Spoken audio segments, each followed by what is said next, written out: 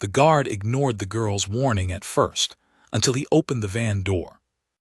Nora had been sitting on that concrete barrier for 37 minutes when she decided she had waited long enough. She was not the kind of girl who made noise. She had learned over 12 years of living in a house where noise got you in trouble that quiet was a skill. Quiet kept you invisible. Quiet let you watch. And Nora watched everything. The way other kids at school watched their phones, Nora watched people, parking lots, windows, hands. It was a Tuesday afternoon in late October. The kind of afternoon where the sky can't decide if it wants to rain or just threaten to. The mall behind her hummed with the low sound of 100 conversations she couldn't hear. Her sister Katie was inside, 3 hours into a shift at the shoe store, and Nora had nothing to do but sit and wait and watch the world move around her. The van had pulled into the lot at 2:14. She knew the exact time because she had glanced at her phone when she heard the engine the way she always glanced at her phone when something registered in the back of her mind as slightly off. She couldn't have said why the van bothered her. It was white. Plain. No logos, no markings, no stickers on the back window. That was part of it, maybe. Most vans had something, a plumber's number, a family decal, a parking permit. This one had nothing.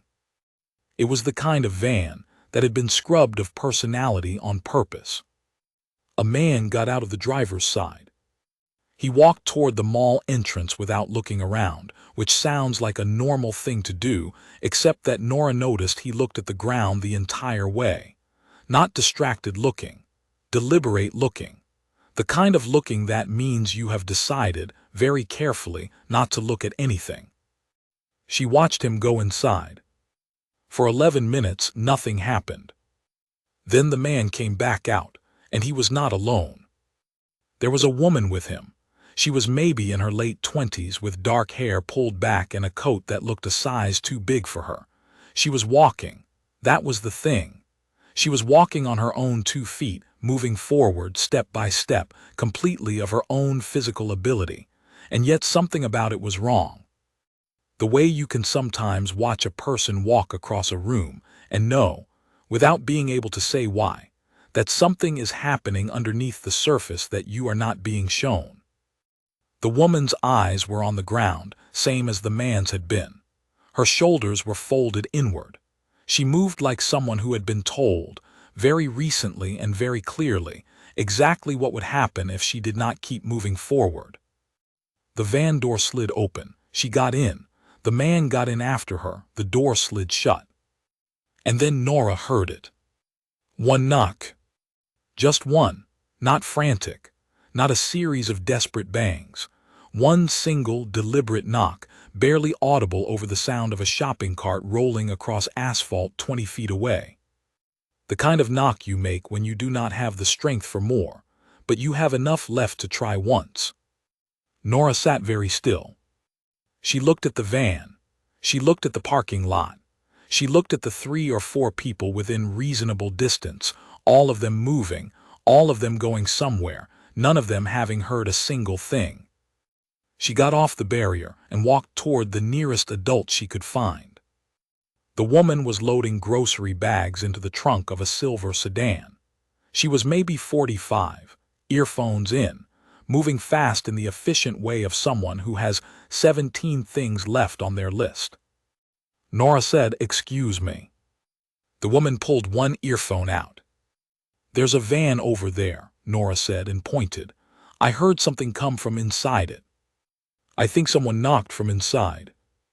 The woman looked at the van. She looked at Nora.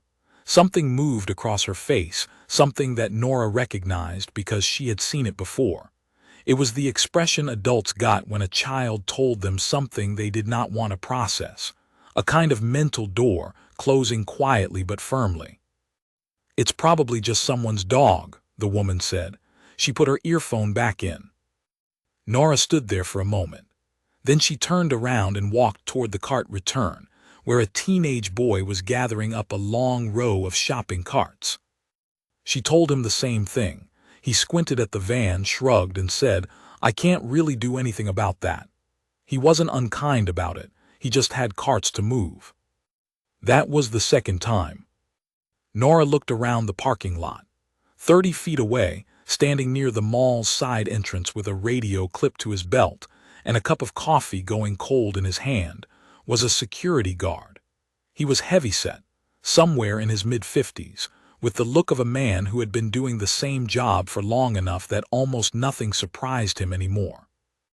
His name was Dale. He had been working mall security for going on 17 years. He knew this parking lot the way he knew his own kitchen. Every corner, every camera blind spot, every regular face. He was 2 years out from retirement, and he was counting the days the way some men count money. Nora walked up to him. "Sir," she said, "there's a white van in the lot. I heard someone knock from inside it." The person who was driving it brought a woman out of the mall and put her in the back. Dale looked at the van. He looked at Nora. He took a slow sip of his coffee. "Could be a lot of things, sweetheart," he said. "Probably nothing." "I don't think it's nothing." "How old are you?" 12. He nodded like that answered something. "Why don't you go find your mom, or wait inside where it's warm?" "My sister works inside. I'm waiting for her." "Then go wait inside." He said it kindly. That was the thing about Dale, and Nora would learn this later. He was not a cruel man. He was not a lazy man. He was a man who had spent 17 years developing a very reliable filter for what was worth his attention and what was not. And a 12-year-old girl pointing at a white van in a busy parking lot had not yet cleared that filter. Nora looked at him for a moment. She looked at the van. She looked back at him. "Okay," she said. She turned and walked back toward her concrete barrier. She sat down. She did not go inside. She pulled out her phone, opened the camera, and pointed it at the van's rear license plate. She pressed record. The timestamp on the video would later read 2:51 p.m. That small act, a 12-year-old girl with a phone and nowhere else to be, sitting alone in a parking lot after 3 adults had told her she was probably wrong, would turn out to be the beginning of everything. She was not afraid exactly. Fear was something Nora was familiar with, and this was not quite that. It was closer to the feeling she got when she was doing a math problem, and she could see that the numbers were not adding up, but she hadn't found the mistake yet. A kind of alert stillness. The knowledge that something was wrong somewhere and the job was to find it. The van sat there in the afternoon gray, unmoving. The engine was still running. She could see the faint shimmer of exhaust from the tailpipe. Nora had grown up in a house that taught her 2 things very early. The first was that adults did not always know best. The second was that when something was wrong, no one was going to fix it unless someone made them. Her mother had not intended to teach her these things, but some lessons get taught without anyone meaning to teach them. She had been 7 the first time she understood that adults could be wrong about something important. Her neighbor's dog had been left outside in a winter storm, chained to a post, and she had told 3 adults on her street, and all 3 had said it would be fine, the owners would come home soon, dogs were tough. She had gone home. In the morning, the dog was dead. She had not forgotten that. So she sat. She watched the van. She recorded the license plate. She noted the time the engine turned off, 3:08, and noted it in the voice memo app she had started using after the grocery woman dismissed her. She had learned in a way that no 12-year-old should have to learn it, that proof mattered more than feelings. Feelings could be dismissed. Timestamps could not. Let's go back to the moment the van arrived, because the moment matters. At 2:14.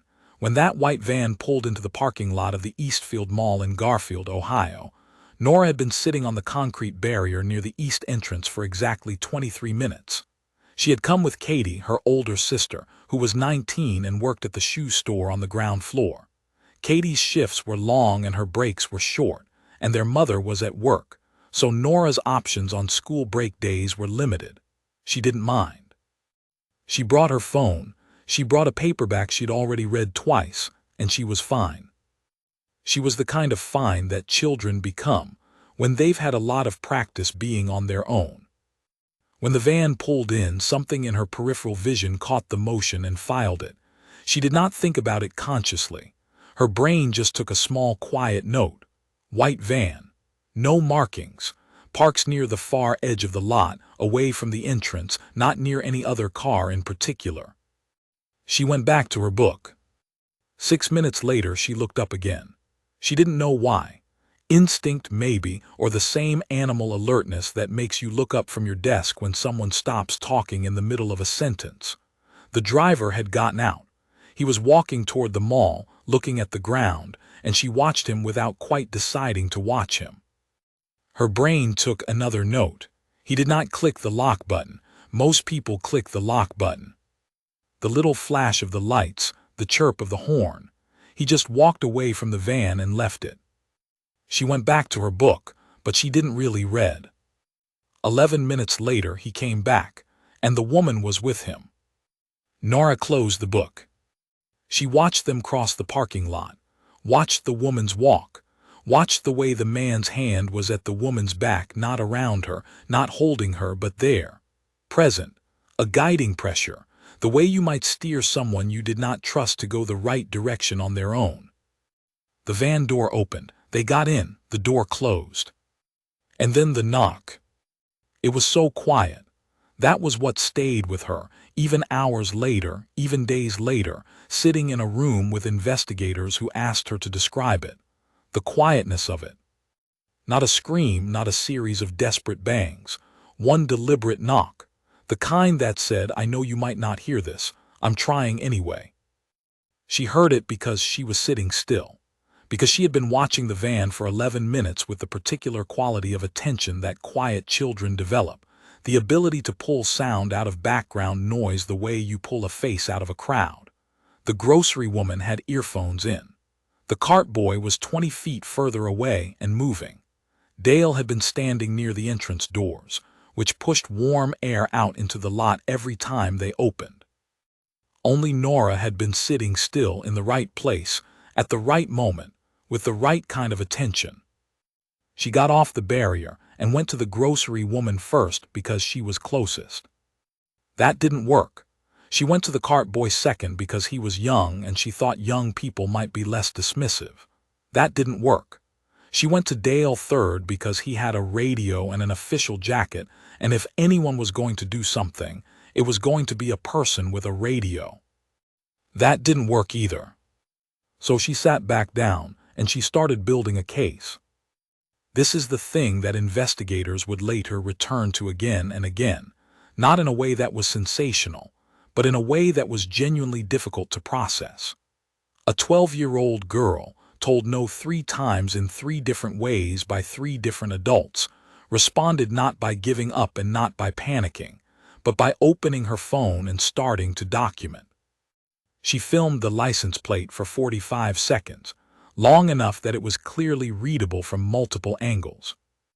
She started a voice memo and said out loud what she had seen and when, the time the van arrived, the description of the man, the description of the woman, the knock, the time she had reported it and to whom.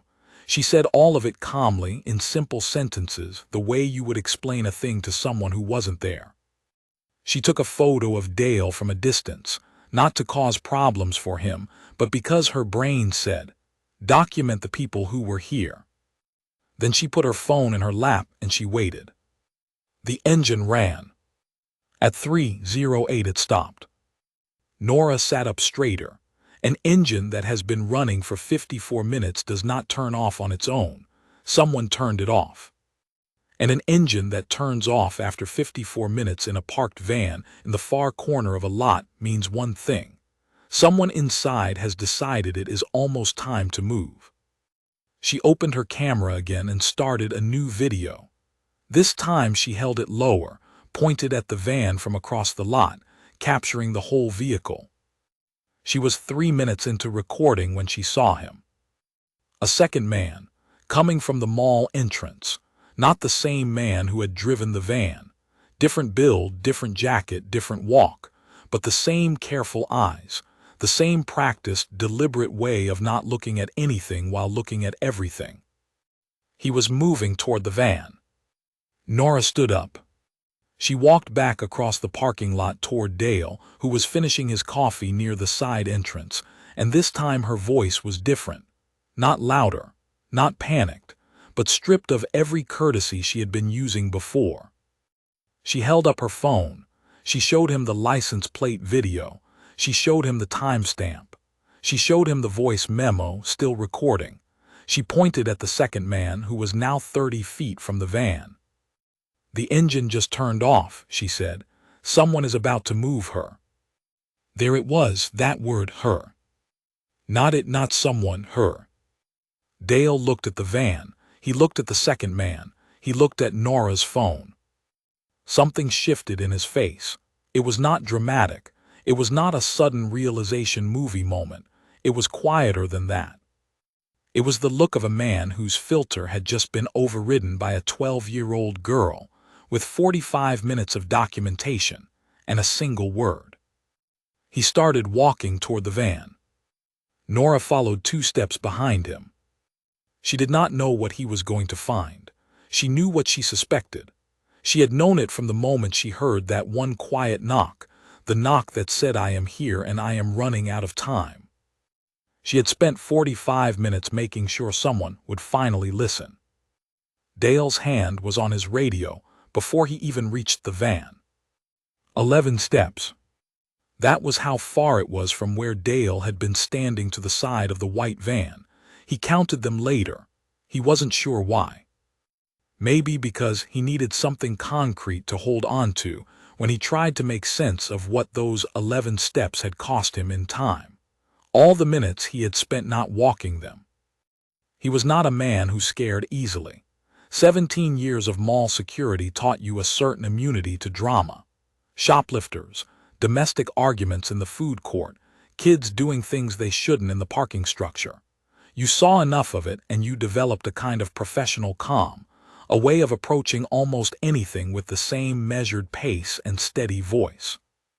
He had lost that calm somewhere between step 4 and step 5. It wasn't anything he could see yet. It was something he felt, the particular atmosphere around that van, the way the second man had gone very still when he saw Dale moving toward him, the way the van itself seemed to sit differently in the lot than any of the hundreds of vehicles Dale had walked past over 17 years. He stopped beside the sliding door.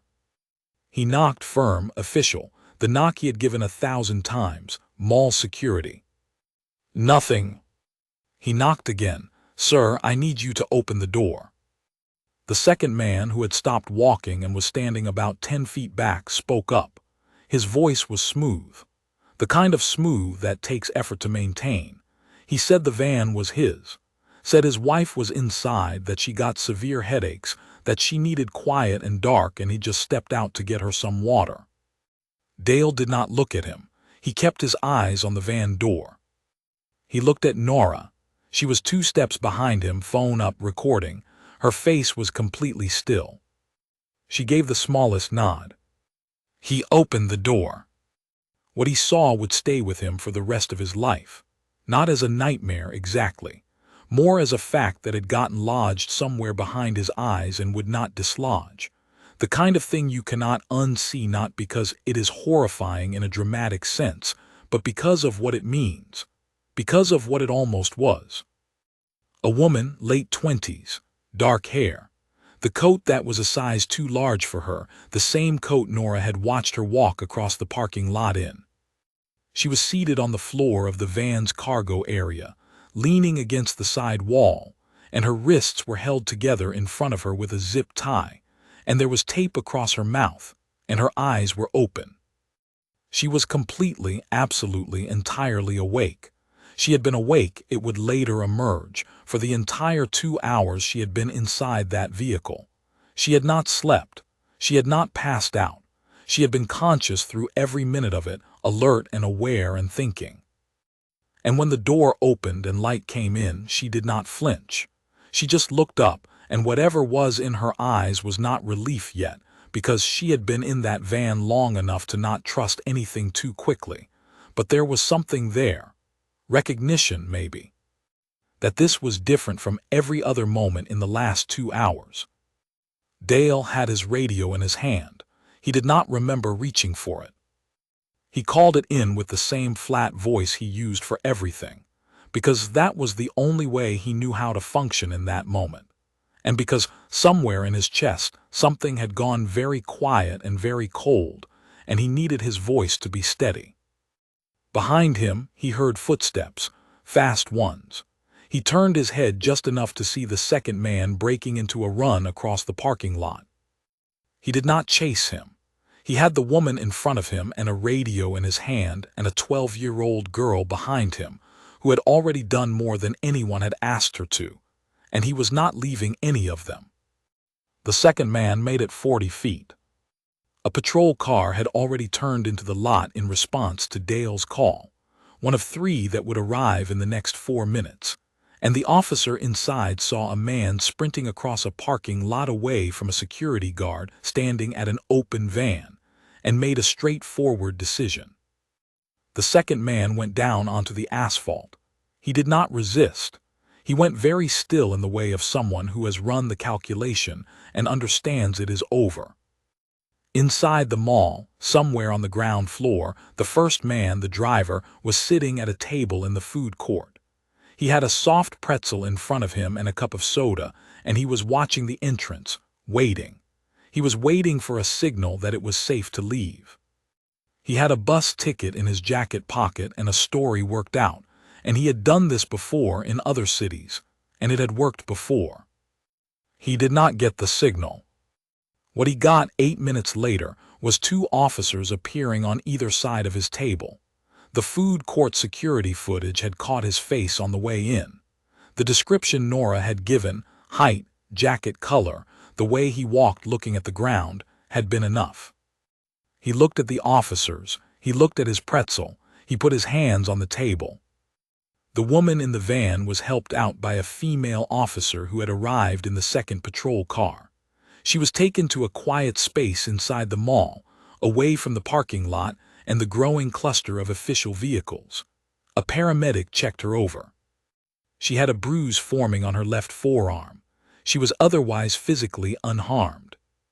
She had been taken, it emerged in the hours that followed, from a gas station parking lot 2 towns over early that same morning. She had stopped to fill her tank on her way to work. The whole thing had taken less than 4 minutes. Her name was Claire. She was 26 years old. She worked at a dental office and had a cat named Gerald and had been supposed to be at her desk at 8:30 that morning. When she didn't show up and didn't answer her phone, her coworker had filed a missing person report by 11 a.m. The report was in the system. No one had connected it to anything yet. They connected it now. Dale stood in the parking lot while it filled with police vehicles and yellow tape and people with notebooks. He stood very still. Someone handed him a coffee, a fresh one, and he held it without drinking it. Nora was inside, sitting in the mall manager's office with a female officer and a social worker who had arrived quickly and quietly. She had her phone on the table between them and she was walking them through everything. The timestamps, the videos, the voice memo, all of it laid out in the calm, organized way of someone who had decided 45 minutes ago that she was going to be useful. The officer, whose name was Paula, kept pausing to look at the phone and then at Nora and then at the phone again. "You did all of this yourself?" Paula asked. "I didn't know what else to do," Nora said. "Nobody was helping." Paula looked at her for a long moment. Then she wrote something in her notebook. Outside in the lot, Dale was finally asked by a detective to walk through what had happened. He did. He told it straight. He did not leave out the part where Nora had come to him 3 times. He did not make himself look better than he had been. When he got to the part about the word her, he stopped. The detective waited. "She said the engine just turned off and someone's going to move her," Dale said. "And I don't know, the word just, it was the word her. It landed different." The detective wrote that down too. In the years that followed, when Dale told this story, which he did not do often and only when it seemed like it genuinely mattered to whoever was listening. He always came back to that word. Not to the van, not to what was inside it, to the word a 12-year-old girl chose because it was precise, and because it was human, and because it cut through 17 years of professional distance in a way that nothing else had. One word, her. He'd almost not gone. That was the part he never really got past. The detective's name was Louise. She had 22 years on the job, the last 9 in investigations, and she had interviewed a lot of people in a lot of rooms. She could read a person in the first 2 minutes, usually. She had learned to sit with witnesses and let the silence do the work, because silence made people fill the space, and the space they filled told you everything. She sat down across from Nora in the mall manager's office and waited. Nora looked at her. I already told the other officer everything. I know, Louise said. I'd like to hear it from you directly if that's okay. Nora picked up her phone and laid it flat on the table, face up. I have videos and a voice memo. You can take the phone if you need to. Louise looked at the phone, then she looked at Nora, then she wrote something in her notebook. Walk me through the afternoon, she said, from the beginning. And Nora did. From the moment the van arrived at 2:14, through the grocery woman, the cart boy, the 3 conversations with Dale, the recording of the plate, the voice memo, the moment the engine cut off, the second man approaching. She told it in order, clearly, without decoration. Louise did not interrupt. She took notes, but she also just listened. When Nora finished, Louise asked, "What made you keep going? After the first adult didn't listen. And the second, most people would have thought maybe I'm wrong, maybe it's fine." Nora was quiet for a moment. I heard the knock, she said, and I knew what it was, and once you know something, you can't make yourself unknow it just because it's easier. Louise wrote that down, not because she needed to, because it deserved to be written. The investigation moved fast after that. Claire's missing person report was flagged and connected within the hour. The 2 men were identified and booked. Their phones were seized. What came off those phones opened a much larger case, one that pulled in investigators from 2 other states and took the better part of 18 months to work through fully. What it revealed was a pattern, not isolated, not local, a connected series of incidents reaching back 2 years across Ohio, Pennsylvania, and Indiana, other women, other parking lots, other ordinary days that had turned into something terrible. In 3 of the previous cases, someone had noticed something. A neighbor who thought a car had been parked too long, a gas station clerk who thought something seemed off, a hotel housekeeper who had a bad feeling. In all 3 cases, nothing had been reported. Not because those people were careless, but because reporting required a kind of confidence that most people struggle to hold onto in the face of dismissal. It required being told you're wrong and deciding you're not. It required the patience to sit on a concrete barrier for 45 minutes after 3 adults had politely, but clearly told you that you were a child and children did not understand these things. Nora did not have a meeting with anyone to say these things. She was 12, and she was in the mall manager's office, and she wanted to go home. But the investigators understood it. Louise understood it. She had been in enough rooms with enough people to know what Nora's afternoon had cost in a different kind of currency than anyone would see on the surface. Not courage in the dramatic sense. Something quieter and harder. The willingness to stay in the discomfort of being dismissed and keep going anyway. Claire was released from the hospital the following morning with no serious physical injuries. She went home to her apartment and her cat and called her mother for 2 hours. She did not speak publicly about what had happened. She was not asked to, and she did not want to. She gave her full account to investigators and trusted them to do their job, and then she began the long and private work of putting herself back together. She sent a card to the mall. She did not know Nora's name. She addressed it to the girl who had been in the parking lot. She said very little. 3 sentences, but the last one was, "I heard the door open and I knew someone had finally listened." Mall management passed the card to Nora's mother, who read it and then held it against her chest for a while without saying anything. Dale Hutchins retired the following spring, a few months ahead of his original timeline. He did not make a big deal of it. He had a small going-away gathering in the break room, and people said nice things, and he thanked them and went home. He has given one public statement on record about what happened that October afternoon. It was short. He was not comfortable with cameras or with being made into a figure in someone else's story. But he agreed to speak briefly once because he thought it was important. He said that he had been doing his job for 17 years and he thought he was good at it. He said that he had developed, over those years, a reliable way of reading situations and that it had served him well. He said that on that afternoon, his reliable way of reading situations had told him that a 12-year-old girl in a parking lot was probably overreacting to something ordinary. He said that he had been wrong. He said that he was grateful she had not taken that for an answer. He did not use the word hero about her, and she would not have wanted him to. Neither of them, from what anyone could observe, was interested in the version of this story that had a hero in it. Heroes were for stories that had endings you could be comfortable with. This one had an ending that was only good because of how close it had come to being something else. The second man, whose name has since been a matter of public court record, was convicted and sentenced.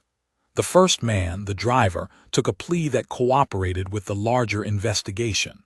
The full scope of the case, when it became public in pieces over the following year, was covered by regional news and eventually picked up more widely. It was not a comfortable story. It was not a story with a clean arc.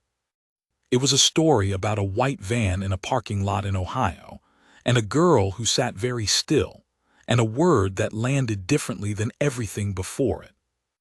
Nora did not read the coverage. Her mother tried to show her one article and she said she already knew how it ended and she didn't need to read it again. She had calculus homework. She went back to her room. Her sister Katie, who had come off shift to find 6 police cars in the parking lot, and her 12-year-old sister sitting calmly in the manager's office being interviewed by a detective, did not say anything about it for a week. Then one night she knocked on Nora's bedroom door and came in and sat on the edge of the bed. "Are you okay?" she asked. Nora was reading. She put the book down. She thought about it for a real moment, not the polite, dismissive way she usually answered that question. "Yeah," she said. "I just heard something, and then I waited until someone else heard it too." Katie looked at her for a long moment. "That's it." "That's it," Nora said. "It just took a while." She picked her book back up. She was 12 years old, and she had 3 adults tell her she was wrong about something she knew she was right about, and she had found a way to stay right there, in that discomfort, until the door opened. She did not think of this as exceptional. She thought of it as what you do. The van was impounded. The parking lot at Eastfield Mall went back to being a parking lot. Cars came and went. Shopping carts rolled across the asphalt. The concrete barrier near the east entrance sat where it had always sat. Life resumed, the way it always does, in the spaces left behind by the things that almost happened. Louise, the detective, kept Nora's voice memo on file. She listened to it once more before she closed out her case notes. Just the one time. A 12-year-old girl's voice, clear and steady, describing a white van and a woman and a single knock, while the ambient noise of a parking lot moved around her. She listened to it, and she thought about all the cases where someone had noticed something and said nothing, and all the cases where someone had said something and been told it was probably fine. She closed the file. She went home, and she sat with her daughter on the couch, and she did not say anything about the case or the girl or the afternoon in the parking lot. But she held her daughter a little closer than usual, and when her daughter asked why, she said she was just tired. She was not just tired, but some things are too complicated to explain, and some things are better held than spoken. Claire's cat Gerald was fine. He had been fed by a neighbor who had a spare key. He did not know what had happened. He knew only that his person had been gone and now she was back, and he pushed against her legs the way cats do when they want you to know, without knowing how to say it, that they noticed you were missing. Claire sat down on her kitchen floor and held him, and did not say anything for a long time. Outside the world moved on, the way it does. The way it can, when someone sits still and listens.